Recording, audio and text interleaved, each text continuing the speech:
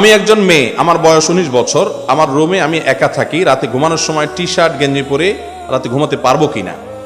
কোনো মেয়ে মানুষ রাতে তিনি বাসায় যেখানে একাকী থাকেন, তিনি যেহেতু একা থাকেন, কেউ তাকে দেখছে না, বিশেষ করে অবিবাহিত যদি হন, বিবাহিত হলে শুধু স্বামী আছে আর কেউ নাই ধরুন, তখন তিনি যে কোনো পোশাক পরার স্বাধীনতা তার আছে।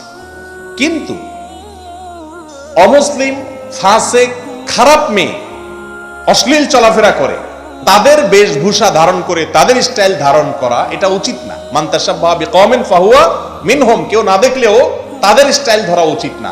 হ্যাঁ, আপনার কাছে একটা টি শার্ট আছে যেটা ঢোলা ঢালা পরে আপনি শান্তি পান, সে নিয়তে আপনি পড়তেছেন, কোনো অসুবিধা নাই। ঘুমের আলাদা ড্রেস আছে, এটা পড়তেছেন, এখানে আপনার তাদের অনুকরণের কিছু নাই, সেটাতে পড়তে পারেন, অসুবিধা নাই। বাট ধরেন কোন নায়িকা, কোন মডেল, কোন ফাসেক, কোন অশ্লীল মেয়ে, খারাপ মেয়ে, তার বেশভূষা ধারণ করলেন, তার স্টাইল ধারণ করলেন, সেটা কিন্তু এ হাদিসের আলোকে উচিত না। বাট একা একা আপনি পড়ছেন, এতে কোনো পর্দার খেলাফ হবে না, কোনো গুনাহ হবে না।